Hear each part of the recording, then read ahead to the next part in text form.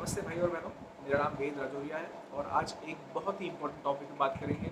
और मैं आपको बताऊंगा कि कैसे आपने जो अपने बैंक अकाउंट में, अपने बैंक खातों में पैसा जमा करके रखा है वो बिल्कुल भी सेफ नहीं है, और कैसे पलक झपकते कुछ ही सालों में वो पैसा हो जाएगा गायब। दोस्तों, आप कभी भी कहीं भी इन्वेस्ट कर रहे हैं लाइफ में तो दो चीज़ों को हमेशा ध्यान दीजिए। एक तो आप जहाँ भी इन्वेस्ट कर रहे हैं वहाँ से आपको कितना इंटरेस्ट मिल रहा है, कितना ब्याज मिल रहा है। आई एम श्योर मोस्टली हम लोग जहाँ भी इन्वेस्ट कर रहे हैं, भले ही वो ज़मीन हो, ज़मीन लेना हो, भले ही वो फिक्स डिपॉजिट में पैसा इन्वेस्ट करके रखना है, भले ही वो शेयर शेयर खरीदना है, हम उससे कितना पैसा कमा रहे हैं, कितना रिटर्न हमको मिल रहा है, उस पर हम लोग सभी ध्यान रखते हैं। लेकिन जो दूसरा पॉइंट है, जिस दूसरी चीज़ पे आपको मैं गौर करने के लिए बोल रहा हूँ, वो मोस्टली लोग इग्नोर करते हैं, वो है इन्फ्लेशन, महंगाई। हम इसको एक छोटे से एग्जाम्पल से समझने की कोशिश करते हैं कि मान लीजिए अगर आपके बैंक अकाउंट में 1 लाख रुपए आज की डेट में 2022 में है, और आपके बैंक अकाउंट में 2.5% आपको रेट ऑफ इंटरेस्ट मिलता है। सेविंग्स का रेट ऑफ इंटरेस्ट नहीं चलता। अगर आप एच डी एफ सी, आई सी आई सी आई, कोई भी बड़े बैंक में जाते हैं अपना खाता खुलवाने, तो 2.5 से 3% आपको मैक्सिमम देता है। तो आपने जो आज 1 लाख रुपए अपने बैंक अकाउंट में डाल के रखा है, उसकी वैल्यू 1 साल बाद 1 लाख, ढाई ढाई हज़ार बढ़ के 1,02,500 रुपये हो जाएगी, राइट। और जो महंगाई दर है यानी कि इन्फ्लेशन है, वो अभी जो लेटेस्ट ताज़ा आंकड़े आए हैं वो अराउंड 6% है। यानी कि आपका पैसा 6% से डिप्लीट हो जाएगा, कम हो जाएगा, क्योंकि महंगाई दर है 6%, सरकार ने घोषित की है। अब अगर आप इसका नेट नेट हिसाब लगाएं कि 2.5% आपको रेट ऑफ इंटरेस्ट मिल रहा है सेविंग बैंक अकाउंट से, और 6% आपका इन्फ्लेशन है, तो आपको नेट नेट -3.5% का जो है घाटा हो रहा है।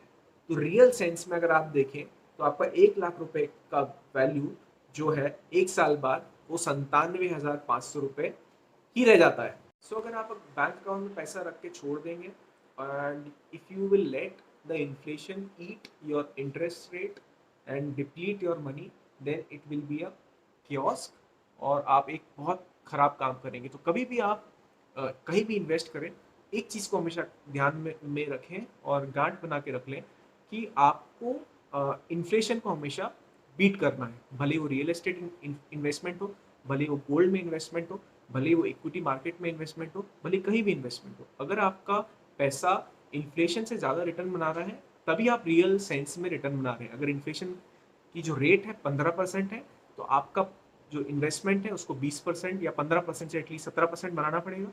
अगर इन्फ्लेशन 4% है तो आपका पैसा एटलीस्ट 6% रिटर्न बनाए।